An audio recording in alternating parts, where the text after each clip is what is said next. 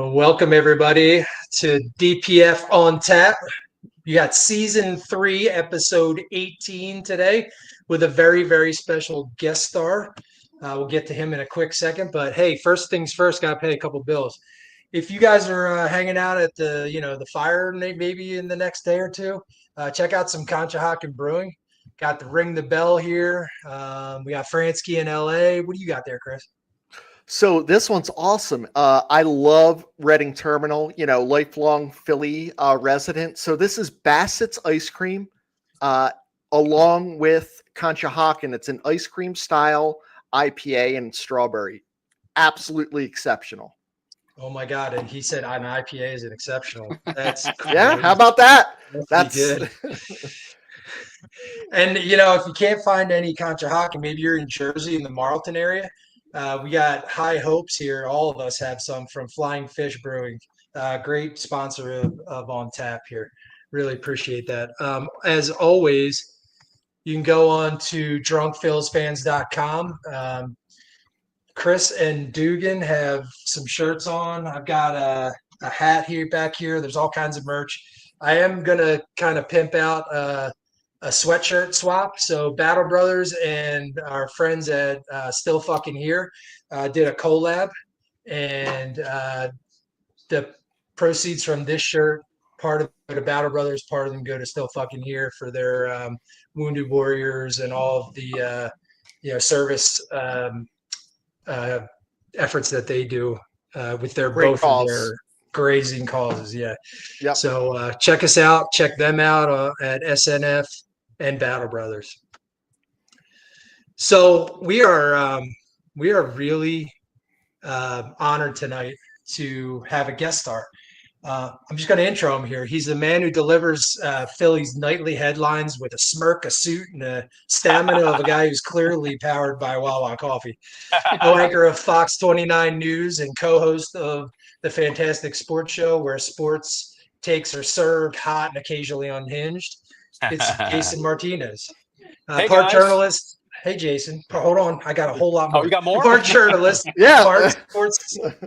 Part journalist, part sports savant, and 100% ready to stir the pot. Let me just give you a little background on Jason, because we did a bunch of research. So Jason came here in 2017, but he had a long list of other jobs before this. He was a sports reporter and host in KGTV in San Diego for 4 years. He was the morning and noon anchor at WPLG in Miami for 4 years. In LA at KTLA, he was an anchor and a reporter, as well as KFSN in Fresno and the booming metropolis of Toledo. He was on WTVG. I happen to have lived close to Toledo, so I know how just exciting that town is.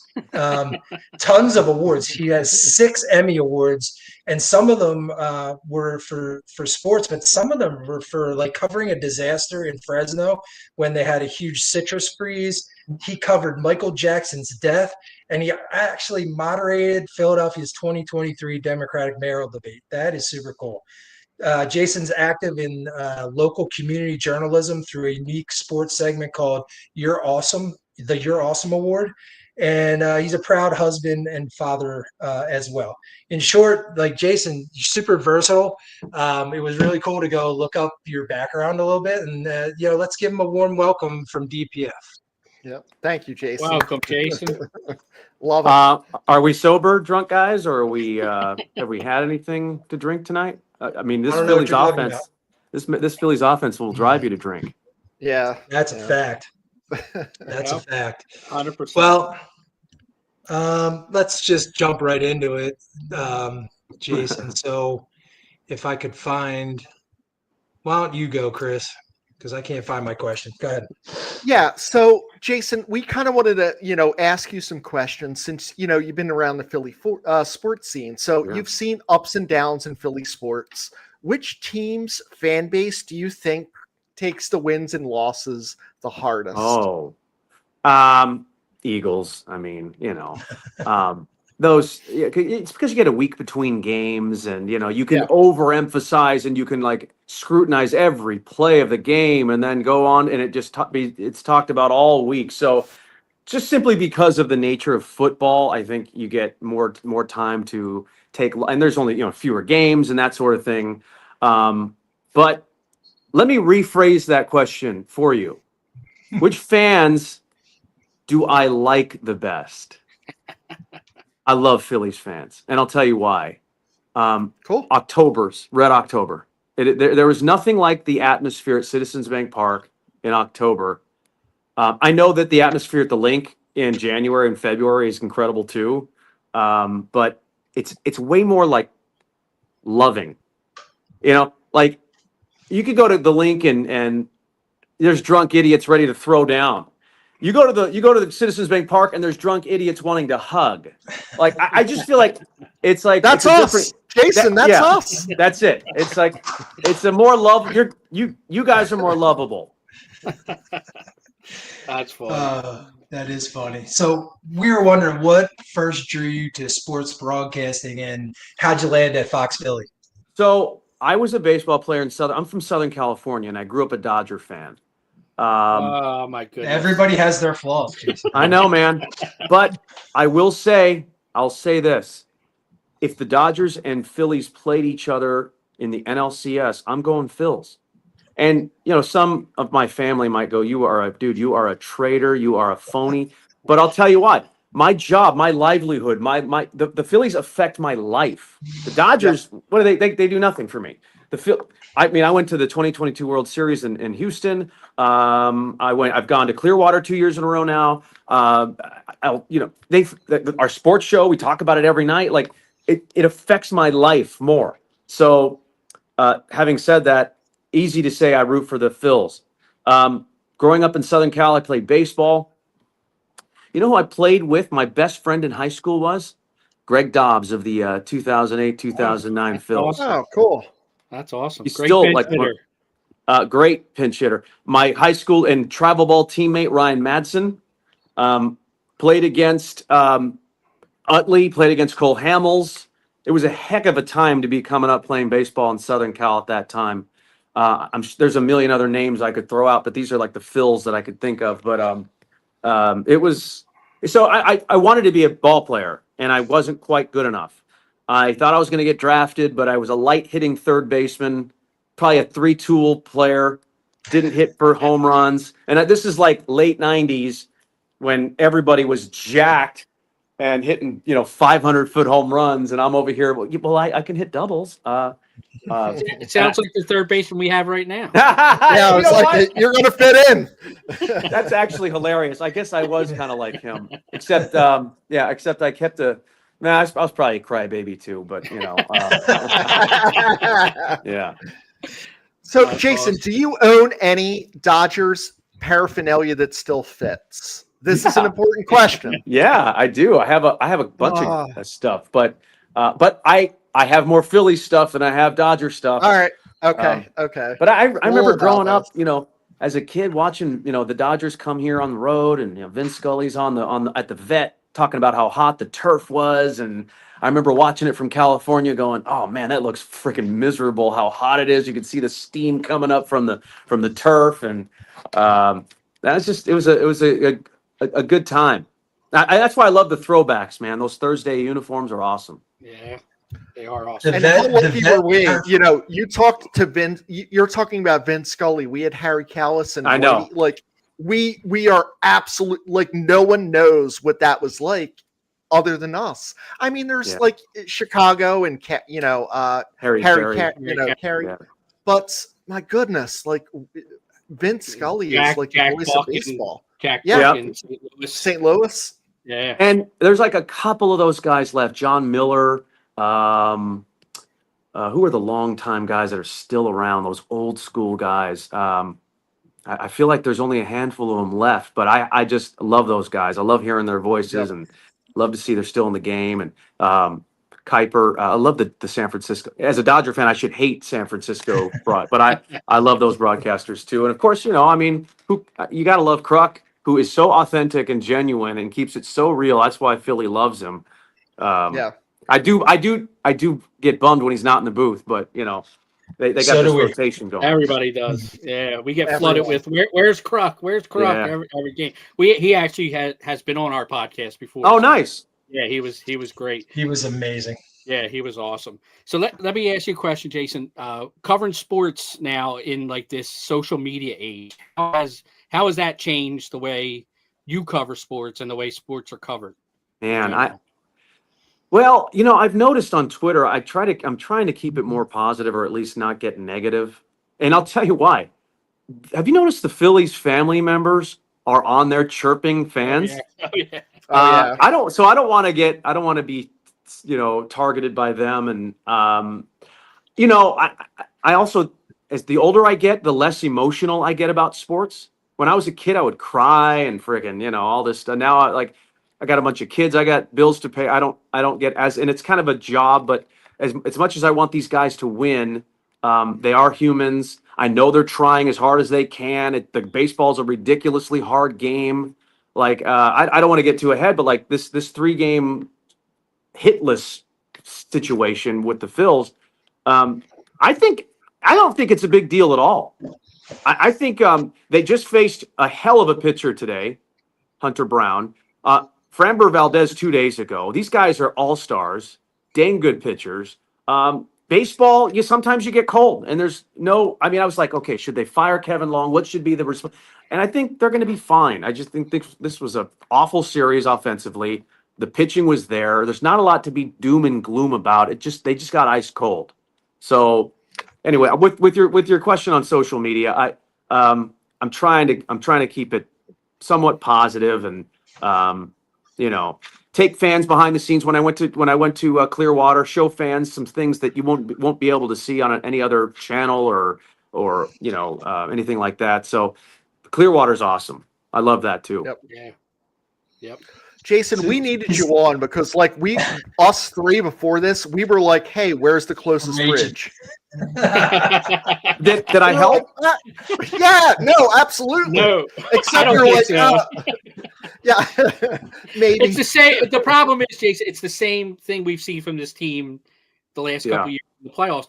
They go cold, and when they go cold, it's not just one guy or two guys. It's the whole damn team that I know. All of a sudden can't. And they're situational here. Like as good as Fran is, they had a chance to win that game on the other night with bases loaded, 1 out, and their situational hitting is just it leaves a lot to be desired. And I think that falls back on Kevin Long. I know. And that was the same situation in October. They just they get cold and they get hot collectively, and that's not supposed to happen in baseball. I mean, they like this weekend against. Here's another thing: the Mets was an emotional series win for them, and then they go to. I think they get on the road. They have a day off to decompress, and I honestly think that this was a little bit of a letdown after an emotional series win. Might have been a little mental fatigue. I don't know. Now they're going to go to Atlanta. I'm telling you, they're going to win 2 out of 3 there, and they're going to put some runs up. You're going to be like, where was this team 3 days ago? Because that's what they do. They turn it on and off. The question is, can they turn it on when it matters? And I think if they don't do that this year, this team's going to get broken up. So that means Real Muto. That means maybe Schwarber. Yeah. I think I think maybe Castellanos can be dealt. Ranger's probably going to walk. It's going to look a whole lot different. But look at the pitching this series. Incredible. Awesome. Ranger is back. Wheeler is so automatic. And, 11 was it 11 for Christopher Sanchez today, strikeouts? Yep. That's a heck. Yeah. That's why you can never count them out. The pitching staff is unreal. At least 4 deep. I don't really have much faith in Abel. I just think he's too young and he needs to develop. I think he's got to develop another pitch. But, yeah. Yeah, no, I agree. But it just shows if the offense can just be mediocre with that starting pitching, put up 3-4 runs, you got a good chance to win most nights with that starting pitching. And they just don't do it consistently enough. And it sounds crazy to say it because they're tied for first place, but you don't see it being a team offensively that can get hot and stay hot for an extended playoff run. It's just their nature. There's too many guys that swing out of their ass, quite frankly. Right. Today, that ball he was swinging no matter where it was. It didn't matter. And he did that the whole series. And and they have a few guys like that. I know, and you look at the Dodgers last year, and sorry to keep talking about them, but they brought in a guy named Tommy Edman last year, and he's a little slap hitter, old school baseball guy. He was the MVP of the NLCS. That's what you need. And there's a guy out there I think that can help the Phils, and that's Cedric Mullins, Baltimore Orioles center fielder. I think he could be that little spark plug, slap hitter guy. You don't need home runs and guys swinging out of their shoes in the postseason. You need guys that make contact, who can put the ball in play, get on base, steal a base. I think it could be him. We'll see. He'd be a rental. I don't know. I don't know if he fits in, but they certainly. The other day with their bottom of their lineup, they had Yohan Rojas, Otto, and who else? There Buddy was Kennedy. Buddy. Buddy Oh my Kennedy. God, killing him. It was a terrible. I mean, that's not a playoff line, and they're not going to trot those guys out there in October. But it just goes to show, like, times can get tough with the offense, with that offense out there. Bryce is coming back though. He took 75 swings today. He sure did. Yep. Little love for Jason. Jason with this in studio flex. How about it? The DPF Cowboy. Welcome, Jason. Yeah. I like this one. Here's one. Fanatic Sports Shows, old school, great sports debate. Oh, nice. Love that. And hold on, let me find the one right here. Jason Martinez has the same origin story as Scott Small. I used to look like Benny the Jet when I was little, but I didn't play like him or run like him. Quick shout out to the first FTM. That's our buddy. Yes. Steve. He's back on the East Coast. Yeah, I have good. I have a 2-teamer going with the Braves tonight. So let's go Braves. Yeah. There you go. Cool. Hey, any past or present Phillies sports, doesn't have to be the Phillies, Jason, that you think didn't really get enough credit along the way? Like athletes or just like Yep. team? Yeah, Oh. yeah, athletes. Yeah. Oh man, who didn't get enough credit? There's a million of them. I mean, any big leaguer who can like put in 10 years of service time and just stay up that long. Journeyman players who just jump from team to team. I'll tell you, and I cannot stand this guy, but he deserves a lot of credit. Tommy Pham. He continues to play with every other. I think he's been with every. Oh, you remember here's another one. Edwin Jackson. These guys who just stay up. They compete. They play with a ton of different teams, and they produce with every team they go to. They make the teams better. Here's another random stat I heard, I was blown away. Randall Grichuk. You know he's homered in every single ballpark in the NL and AL in major leagues. Would you have ever guessed that Randall Grichuk has just random? Well, no, Jason, I would, because he hasn't been a Philly. Right? Yeah. That's a name playing. that comes up constantly, though, when we talk about a Yeah, right-handed back.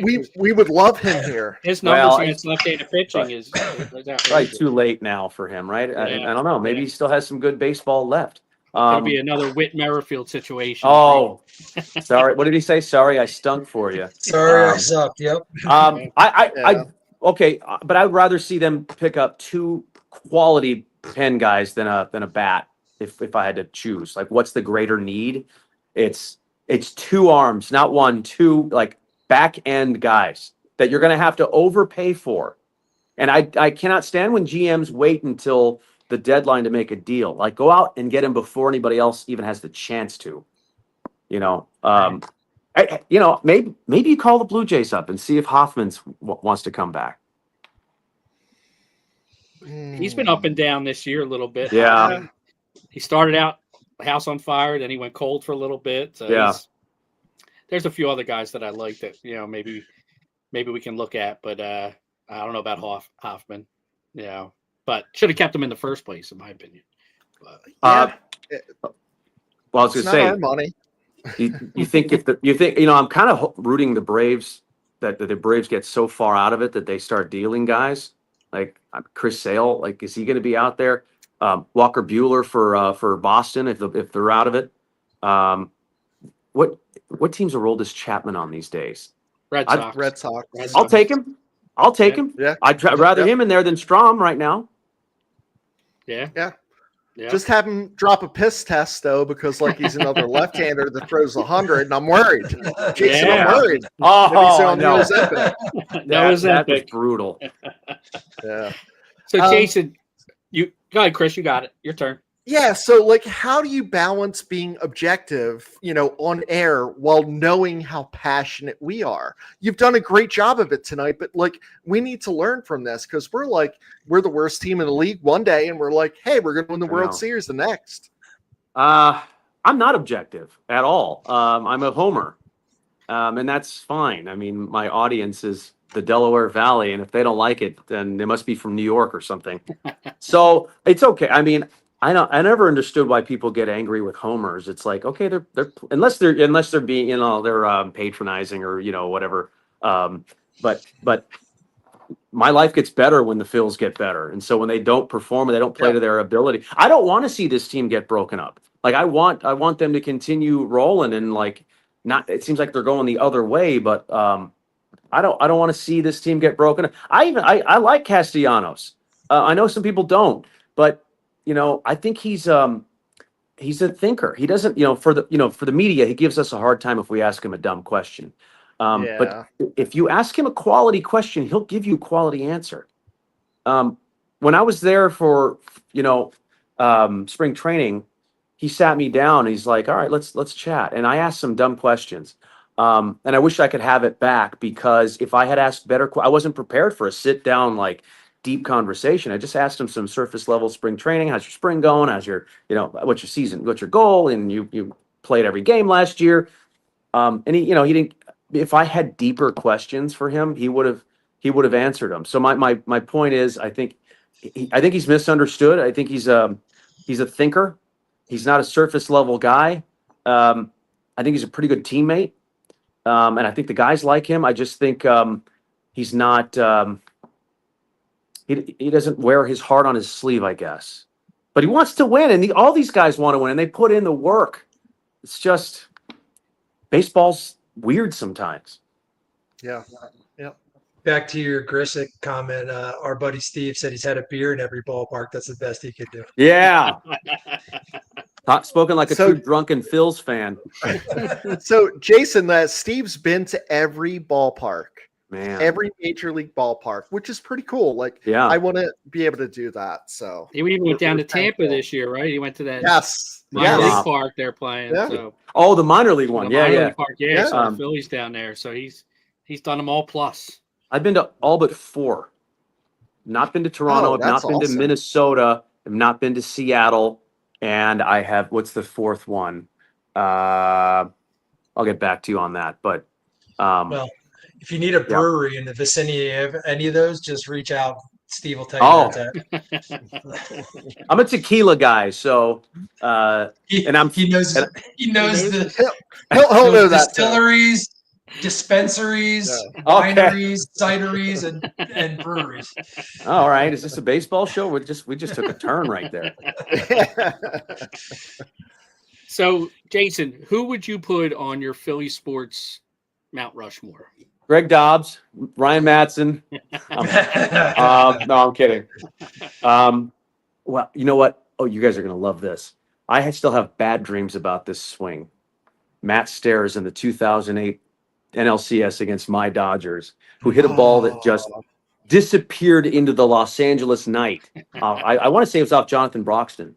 Yeah, it was. And I mean, these guys were like unsung heroes on some of these teams that, you always hear Ryan Howard and Chase Utley, but like these kind of role playing guys. I'm not going to say Pat Burrell. And I'm not old enough to remember the 80 team that won the World Series. So you'd have to think that 08 team, Roy Halladay's your starting pitcher, probably. Utley, of course. Jimmy Rollins. Aaron Rowand was fun in center field, blasting into the wall. Chooch. You got to, I mean, I'm thinking closer. It's got to be that 08 team. Like they just had that it thing with all the guys just firing at the right time. And now I'm wondering, do they have that? Ask me again in November. Jason, do you think you'll be a Phillies fan if like you move? Move? You know, like Huh. you get some other, cool job somewhere. I don't know. New Yeah. York, Chicago. Oh, Will you I'll be a tell you right Phillies now, fan if as I ever well? go to New York for work, I am not adopting the Yankees or the Mets or any of that crap. Attaboy. So, no. Honestly, we moved to Delco 6 years ago, and I've got 5 kids, 3 in school, 2 older boys. We fell in love with the people, man. I'm telling you, I'm not pandering. The reason I root for Philly teams, besides my livelihood being affected, is you guys. You guys are awesome. Like, the people are genuinely fantastic. No pun intended. Fantastic sports. I really want you guys to have like that moment, because it's not about the players or the team. It's about the fans, like having that parade, having that hug with your dad next to you. These are my neighbors and my friends in Delco. Like, I want them. They care so freaking much. I go to this diner. There's this waitress, Marie. Every time I sit down, she's like, "Oh, the Phils this or Eagles that. Oh my God, what are we gonna do? Oh, I can't even watch these guys."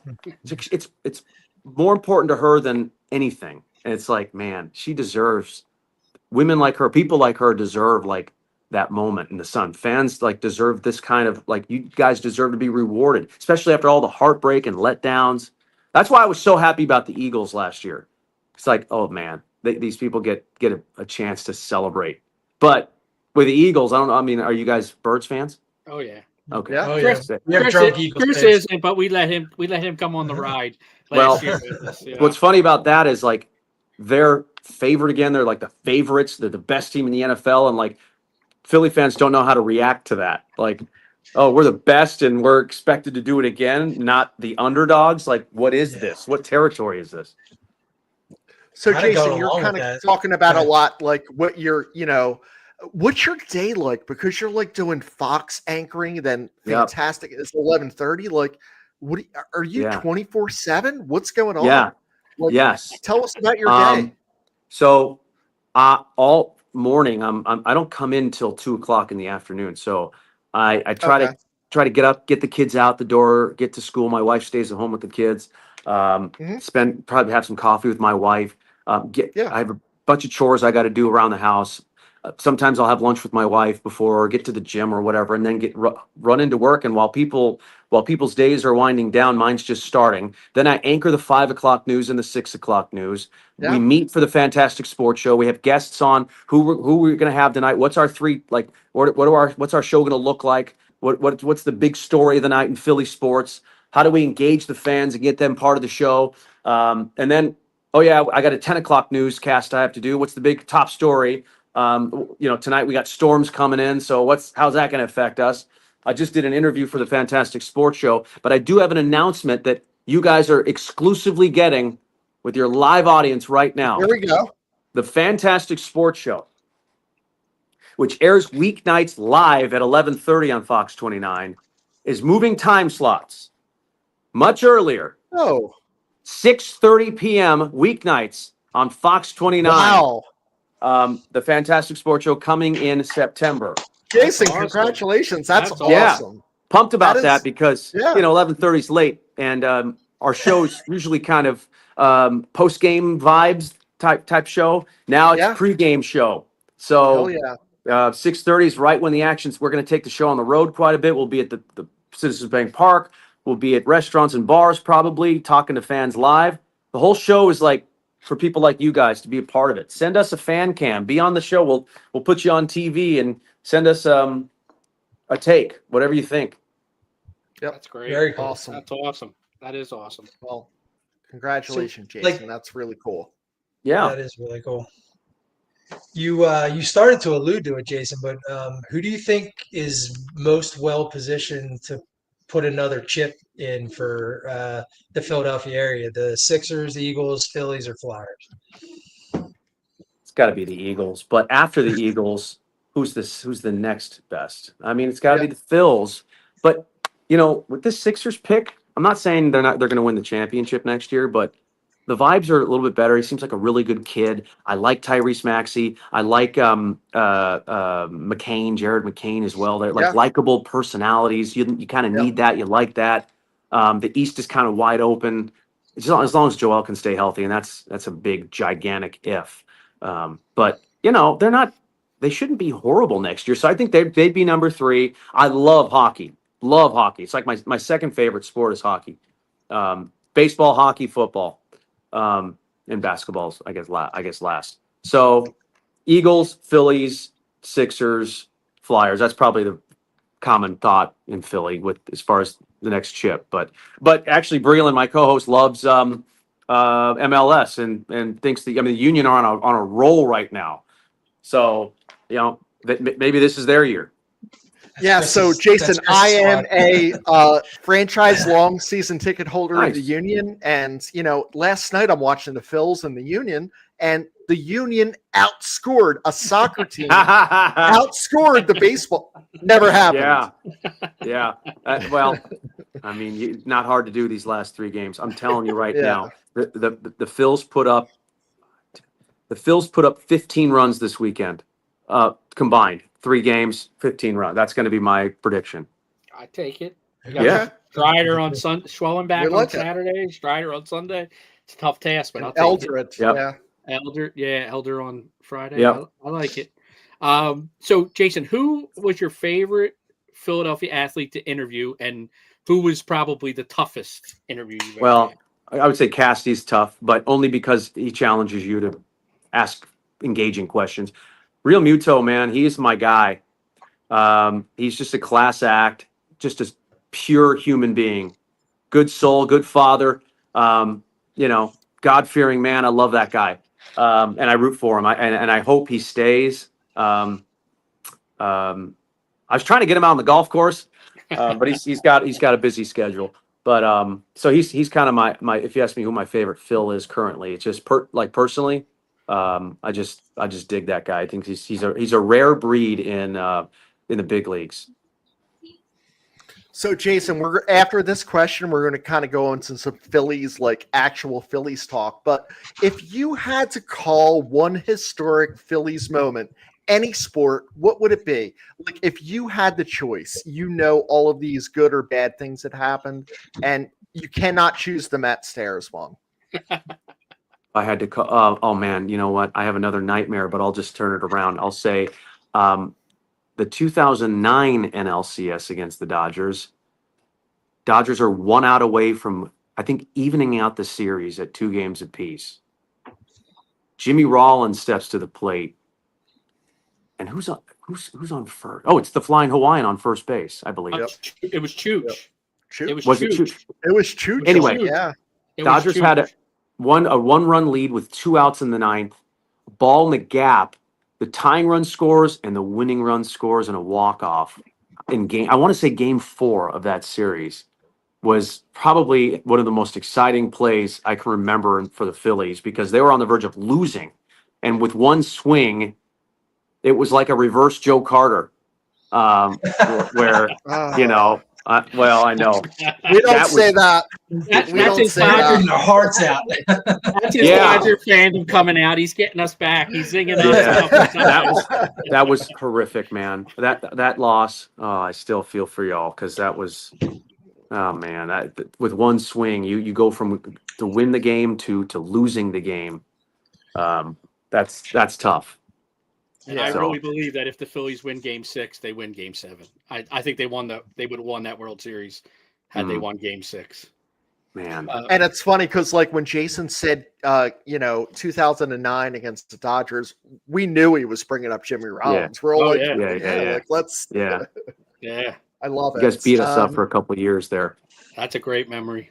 I was torn Yeah. though, because again, I was a Dodger fan, but I Greg on this team, I was rooting for him, and I wanted to see him win. And he'll join you if you wanted him to, but he's class act too, and these guys were all pros. That was a total pro team. Charlie's like still around the ballpark, still around the cage, hitting with these guys. He had that health scare recently, and he seems to be doing just fine now, so that's awesome.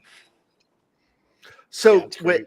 just before we kind of move into the Phil stuff with Greg, like I don't know if Chris, you thought this or Mike, but I was like, I thought Greg liked hair products and a mirror. I just thought he always looked good. That was I always thought he looked good. Oh man, we in high school. We'd be getting ready to go out and do something fun, and I'd be at his house waiting for him to get ready to come out of the bathroom, and then I swear he'd be like, "Dude, are you ready? Can we go?" And he just wasn't ready, and it was like an hour later we'd go. So yeah, maybe he earned that reputation. It's right. Philly podcast says Jason posted one of the all goat reels when he posted the TBS loves Diamondbacks reel. Oh, so I was doing this thing a couple years ago where I was doing like a fake announcer, and I was and people thought it was real, but it was true. Like the Alec Thomas home run, and like the Phils would do something incredible, and it just felt biased. And I know everybody thinks that like announcers are against their teams, but that series in particular was like, what in the heck? Why would you root for the Diamondbacks? Like, what? How is that better for ratings? Anti-Philly, that's it. Yeah. Anti-Philly. We always want to feel like there's someone against us, Jason. Yeah. You know what I mean? Yeah. Because it makes us feel better. So we want to talk about some Philly stuff. So I wanted to talk about Andrew Painter. And I did a little bit of a deep dive into the Phillies' top round pick over the last 50 years. So they've taken 21 pitchers in the last top 50 years. Because like I want to kind of I'm not sure if Painter is the real deal or if he's someone else. So I think that's a better opinion than those who say he's the second coming of whomever. We don't know. We don't know. In the last 50 years, 21 pitchers in top rounds. 7 of those pitchers that they've taken, and this is a long time. I know it's like, we're talking about 1975. 7 of them never played 4 seasons or more. 7 of them never played in the majors at all. So to me, the flop rate is 67%. So if 14 of your 17 pitchers never played, so where I'm getting at here is I am advocating if someone wants to give us Jarren Duran and Chapman for Painter, Mason I don't Miller. think Painter's untouchable. I'm 100% in. I completely agree, but I think we're in the minority here, Chris. Okay. I agree with you because I don't think anybody in this system should be considered untouchable. If you're talking about winning now, the clock is ticking, the window is closing. So empty out the farm if you have to for the right deal. Now, Jarren Duran is like he's a guy. I mean, he would plug in beautifully within center field. I love him. He's having an off year this year a little bit, but maybe there's some value there. You'd have to get a bullpen piece who you got to throw 100. You have to have a little bit of experience. Yeah. And you have to maybe have some control, maybe a couple of years of control left. I don't know if Chapman is being that. Left-handed won't hurt, but we lost Alvarado, so we need that replacement. Yeah, you need a left-hander because Strom isn't it. But Dave Dombrowski has proven that that's not the kind of GM he is. Like he's not a big splash at the deadline guy. At least for the last several years, he hasn't been. I can't stand the deals he's made. They didn't make a difference. They didn't move the needle. And this is the move the needle year. So to your point, trade Painter if it makes sense. Justin Crawford if it makes sense. Make Abel if it makes sense. Ranger if it makes sense. Yeah. Yeah, I've always been of the prospects or suspects. Like that's the way I always think about it. If you can get a proven major league talent that can help you now, especially this team's. They're not young. I mean, they're an older team, and you got guys like Schwarber and Realmuto on the last years of their deal. Castellanos with only 1 left, like you said. All 3 of those guys could be gone next year, and you're kind of in like a mini rebuild at that point. You have to be all in on this season, which is why I'm frustrated that some of these issues weren't addressed in the offseason. Like we knew outfield was going to be a problem. You knew it.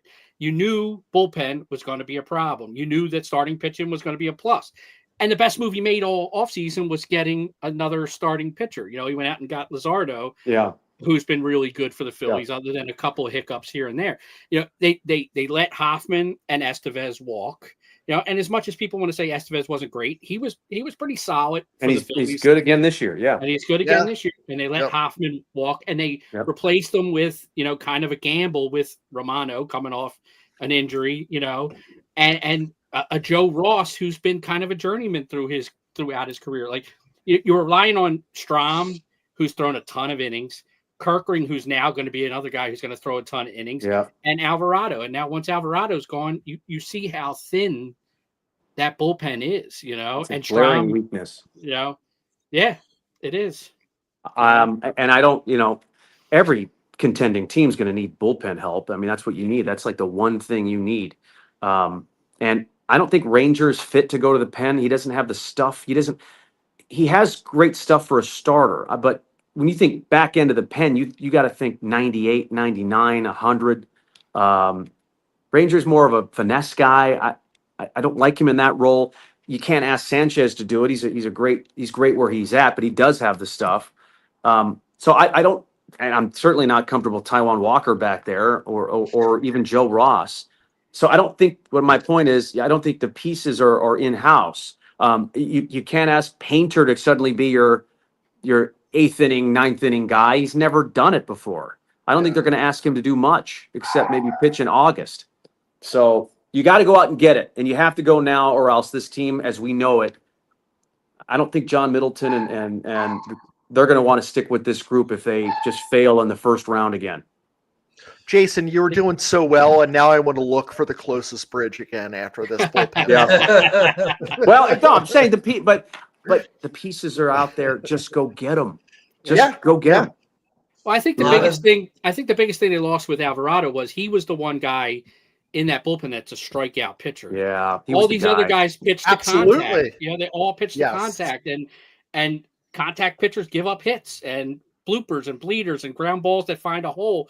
And Alvarado was the guy that could go out and strike out the side. They really don't have that guy now, you know. No statement from Alvarado, no apology that I can remember. Like just gone. Like, hey, I screwed up, or well, they always lie and say that they didn't know what they were taking, or I didn't know, and but I don't know. I don't know what it is. As a fan, I'm just angry because I just feel like he just. Do you think they're going to accept him back as the team? Do you think they're going to accept him back, Jason, or do you think he's done? It's interesting. Because he can come back and what, like, I don't know, 40 games? That's a tough decision because I think deep down they're like, you know what?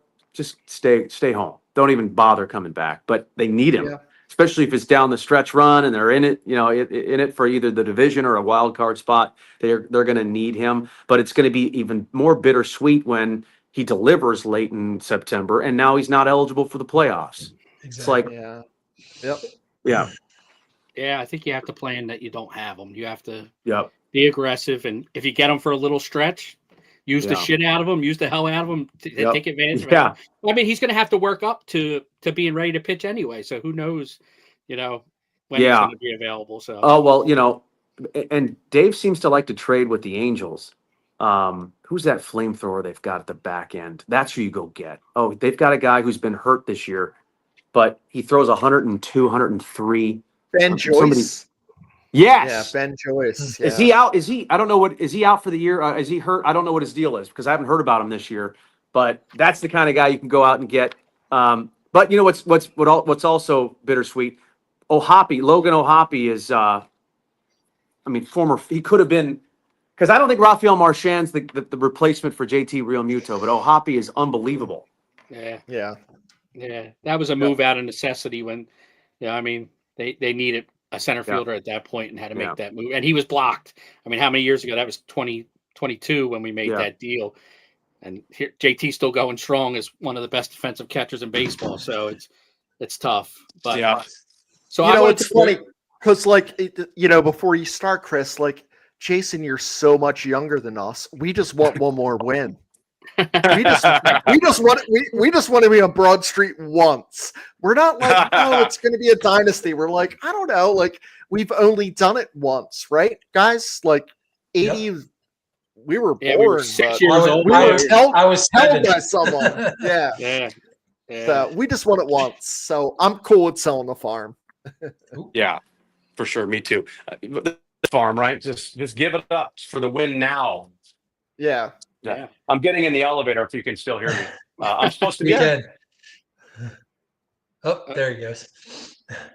Ben Joyce is out for the year, season-ending shoulder surgery in May. Oh, you got me. Everybody is agreeing with you, Jason. You're back now. Around players, trade now. Kind of to Dugan's point, prospects are suspect. But the one thing we didn't talk about is this one is I like Topper, but do you feel the clubhouse needs a change of mindset from Tim? It's all going to depend on October. If they don't get it done in October, and when I say get it done, I mean at least get to the NLCS. If they go out in the first round again, Topper's gone. That's my opinion, and I think he should be. That's grossly underachieving now. Yeah, I agree. If they get to the NLCS and lose, there's no shame in that. If you lose to a good team, I mean anything can happen there. But losing to the Mets the way they lost last year, losing to the Diamondbacks the way they lost the year before is unacceptable. To do that again, it's time to break the whole thing up. You build around Sanchez. You could build around, obviously, you got Harper here for a long time and Trey Turner, unfortunately. I'm not a hater. I'm not a Turner hater. I just would like to see more production out of him. I think his defense, I'd like to see him in center, and I think maybe there'll be a time when that happens. But you need a really good shortstop to replace him. And I don't know that they have that right now. I mean, I guess Stott, but kind of like Stott at second base. What do you think of Aiden Miller? I saw him at spring training and interviewed him. I think he's an incredibly confident young man. But just like you guys were saying, what's the bust rate on shortstops like him turning into total stuff? I don't know. I mean, the prospects. So until we see him at the big league level, we have no idea. Yeah. So I took a quick look at our outfield and some of the production because we knew it was going to be an issue going into the season, and it's kind of come to fruition. So I have it broken out by production by left field, center field, and right field. So right now, our left fielders are producing a 206 batting average on the season. Center fielders, 239, and right field pretty much that's Casty. He's 290 right now and the OPSs are no better. 314 for left field, 302 for center, 328 for right. Slugging percentage is down. We get the most home runs out of our left field because Kepler, I think, has 9. Casty only has 7. Our center fielders have produced 2 home runs all season. So there's no power number. Our slugging percentage for the 3 positions is 381, and the OPS is a little under 700. With a strikeout rate of close to 25% per at bat and a walk rate as low as 10%. So, Chris, where does this rank? Where do each of these guys rank in the major leagues? Like out of everyone, how's left, how's center? Yeah, because I think this gives perspective, and I think perspective's important. Yeah, I think it paints a picture. Average wise in the MLB, our left fielders are 27th in baseball in average. On base percentage is 20th. Slugging percentage 21st, and OPS is 19th.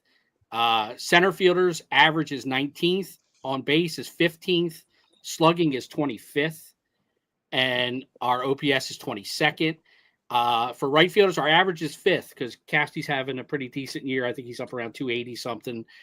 So we're 5th in average. On base percentage is 14th, slugging is 13th, and our OPS is 12th.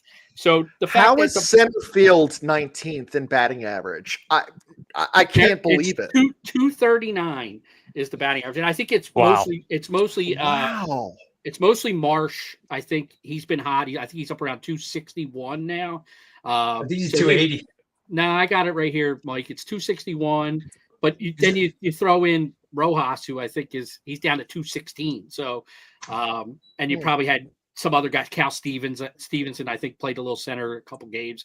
Yeah. So he's mixed in there. But Yeah, 19th in the league is our center field, but there's no power. There's no production. I mean, 9 doubles and 2 home runs out of our center fielder. So a guy like Duran, Jarrett Duran is a guy that man, a down year, but he's still better than anything that we have right now, and could be for the next 10 years. Yeah, and I think he's under control too. I think he's under control for the next 2 or 3 years, contract wise. So he's definitely a guy. Kind of a 5-tool player.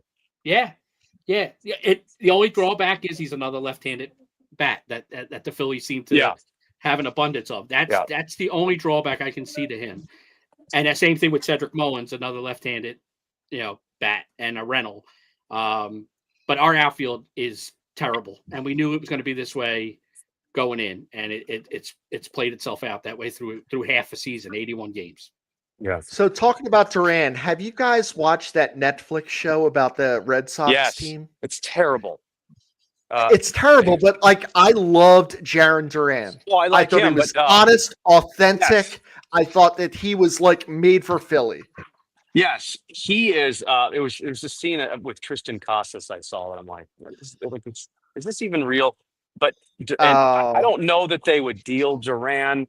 But then again, they dealt Mookie Betts. They dealt Chris Sale. I mean, they did a lot of things. They just dealt Devers, Rafael Devers. They just I was like, don't do anything out there. I actually, did you guys ever think would Devers fit in Philly? Because that thought crossed my mind. But I'm glad they didn't get him because he seems like a guy who doesn't hustle. He seems like a guy who could easily sour in Philly. So I'm kind of glad they didn't go that route.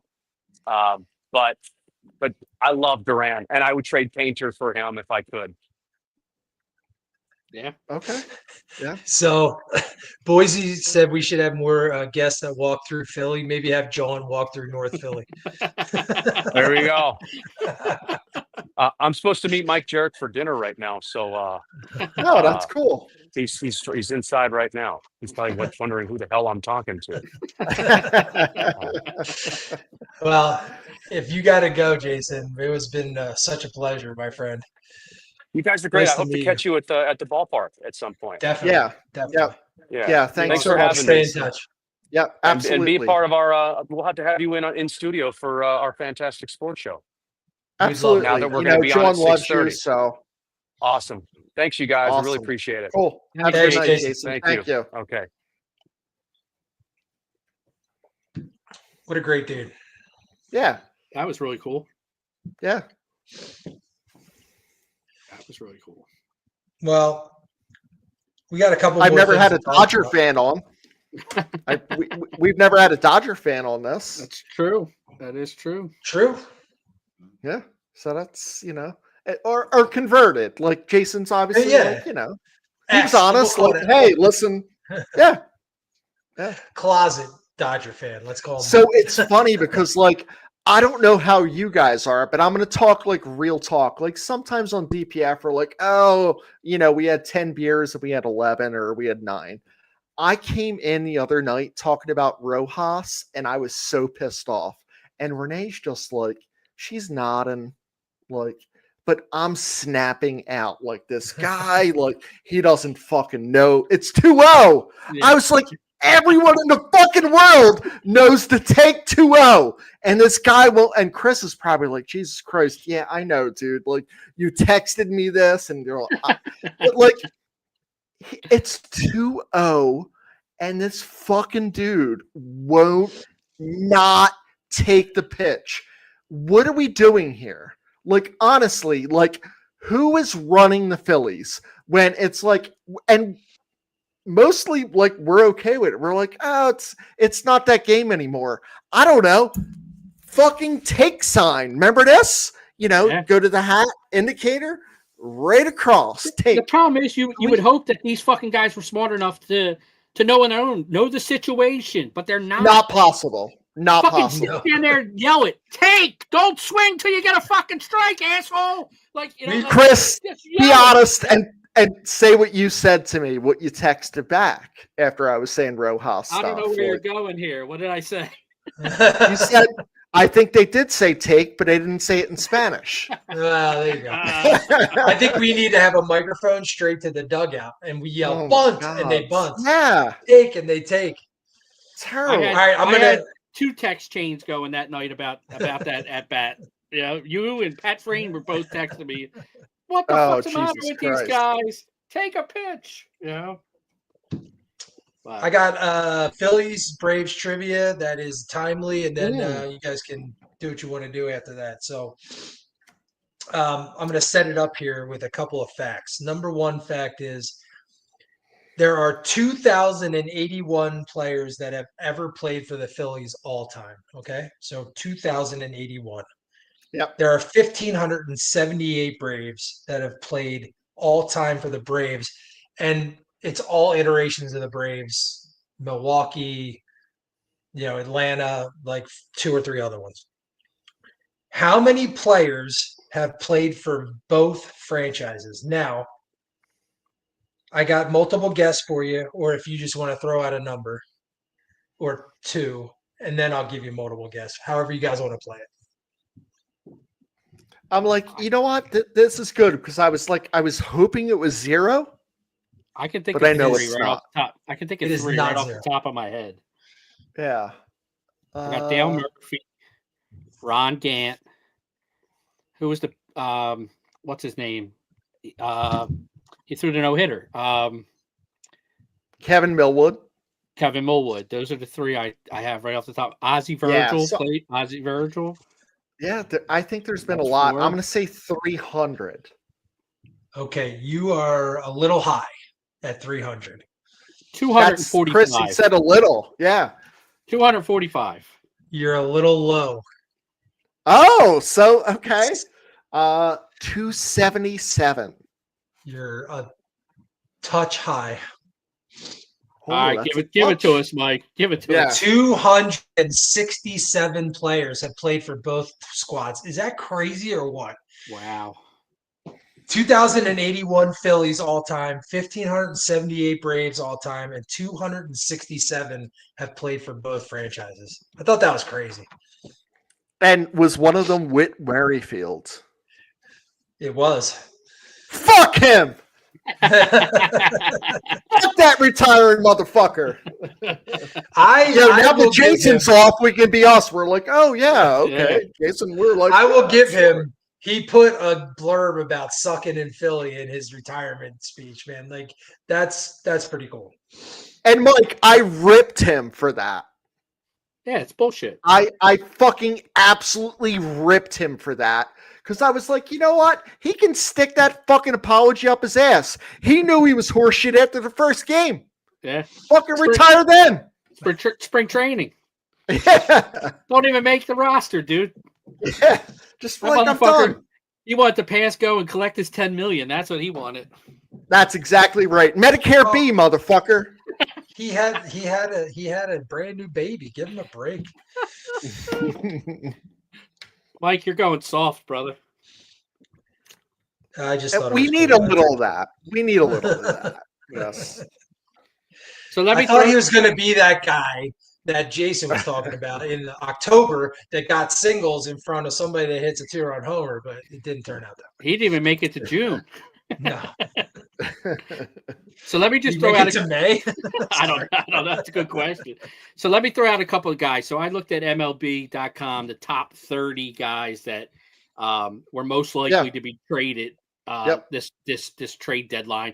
And I looked at all the guys that they said the Phillies were a fit for. One of the, they might have listed 5 teams, but the Phillies were listed. So we already touched on 2 of them, Jarren Duran from the Red Sox, Cedric Mullins, Luis Robert Jr. from the White Sox. These are all outfielders. It's not a secret what the Phillies need. It was all outfielders and relief pitching are the guys that have been the Phillies are connected to. We have Taylor Ward from the Angels and Adolis Garcia with the Rangers. All outfielders. I mean, I'm looking at these guys. I'm looking at their numbers. Duran, 254 is the highest batting average. These other guys, Mullins at 214, Robert 185, Taylor Ward 208, Garcia's at 230. A little bit of pop. Taylor Ward's got 19 homers. Mullins has 12. I just don't know, other than Duran, is there anybody who's a major upgrade over what we have right now? You know, Chris, I want beasts in the fucking playoffs, and Adolis Garcia is a motherfucking beast in the goddamn playoffs. yeah, I will take him in a heartbeat. Randy Arizona, a Rosarina. Ray's and Arena. Yeah, right. I Yeah. will take Adolis because, like, I don't. Do they do the piss test yet? Because, like, this dude's guns are like fucking outrageous. But this dude's like a stepped up dude. Like Yeah. playoffs, like, and for that reason, I'm in on him. Robert, you and I talked about this. Like, he's like, one of those guys that can't hit one side of the pitcher. Like, Yeah. he can't hit right-handers. He's hitting what, 185, you said? 185. But he's hitting 340 against lefties. Yeah. Or, something like that. And that's how bad he's hit righties. And Do you think he could probably replace Buddy Kennedy then? I mean, that's a tough decision. Or Rojas. Or Rojas. Yeah. Like, Yeah. it's questionable. So now let me run down the list of relievers that MLB mentioned. So I don't even know how you say this. Is it Johan Duran from the Twins, Emmanuel Clase from the Guardians, Felix Bautista from the Orioles, Pete Fairbanks with the Rays, Aroldis Chapman with the Red Sox, and Ryan Hensley from the Cardinals. All these guys have, double-digit saves. ERAs are sub 4. Duran's is 1.73. Bautista's at 2.6. Fairbanks is a tad above 2. Chapman is 1.36. The biggest thing I like is these guys strike guys out. There's a lot of Ks.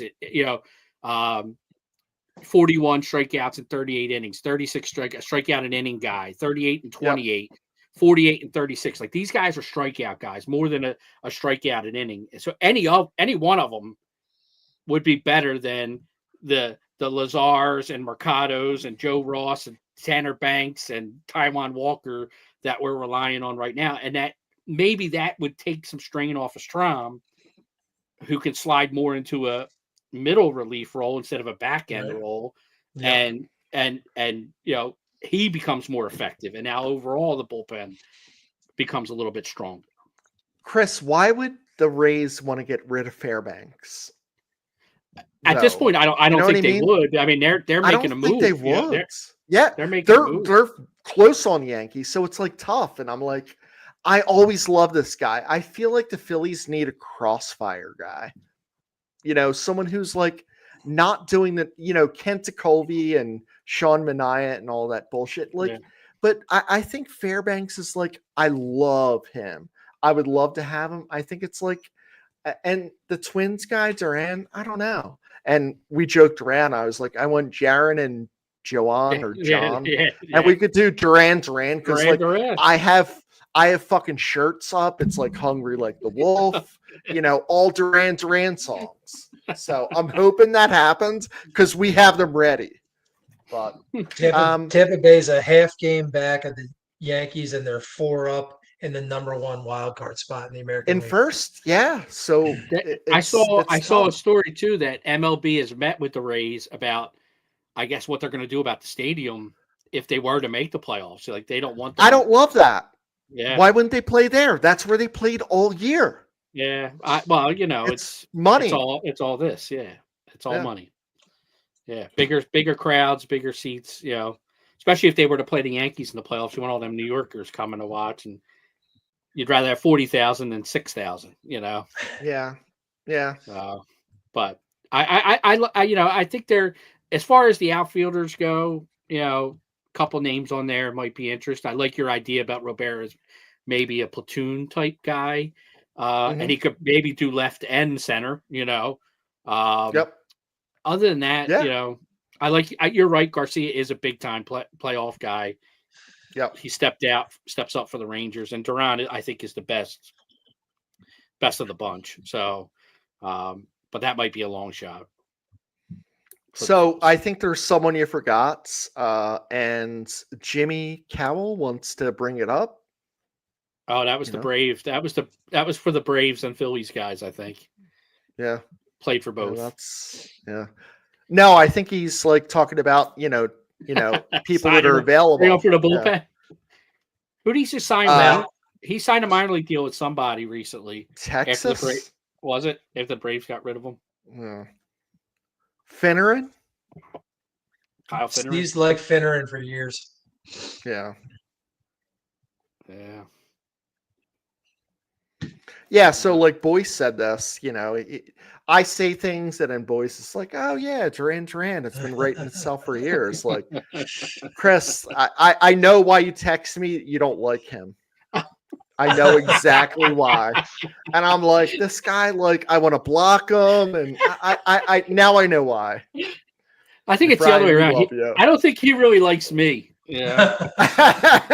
He don't like me either. Guys, like, what do you think? Like, let's wrap it up. We didn't even talk about the last 3 games. Let's bring on Atlanta. Let's see what happens. But, Chris, what are we hoping for until the next podcast? That they wake the fuck up. I mean, wake the fuck up. I mean, even scoring 1 run today, that they looked awful for 7 innings today. Awful, sleepwalking, and they always do on a getaway day. So I wasn't expecting much, but I was hoping to see something after getting shut out 2 straight games. Yeah, I almost wish they got shut out since they were going to lose anyway. Fucking get shut out a 3rd straight game, be embarrassed totally. And now you go to Atlanta, who's been playing well. Atlanta's got a little streak going. They've been playing pretty good. They got fucking Acuna back doing all his hot dog bullshit. So you're not going to walk in there and roll over Atlanta. You have to. They got to show the fuck up. And I don't know if maybe the struggles this week, this past 3 games against Houston, does that move up Harper's timeline to come back, or move it back? Yeah, one or the other. That's I don't know. I think Harper coming back changes this team. Schwarber has no protection right now, and I think it's shown. And his June hasn't been a typical Schwarber June because of it. And if you can get Harper back and get him behind Schwarber or in front of Schwarber, it changes the tire and deepens the lineup a little bit. But they got to wake the fuck up. Do I have to throw Kyle fastballs, or can I throw him breaking pitches and do the same thing to Bohm? Yeah. Well, yeah. Obviously. Yeah. Because you don't what have the anybody, fuck, Boise? Jesus Christ. What did he do? Well, I'm glad I'm gonna throw a little gasoline on this fire. So let's say it does move up the timeline that Harper comes up, and the first at bat he gets drilled in his arm again. What do you think happens? Do we actually retaliate, or do we just kind of tuck our tails and run? The Phillies aren't built that way. You know who is though? The fucking Padres and Mike Schilt, man. That dude don't take. I mean, they threw it at Ohtani twice.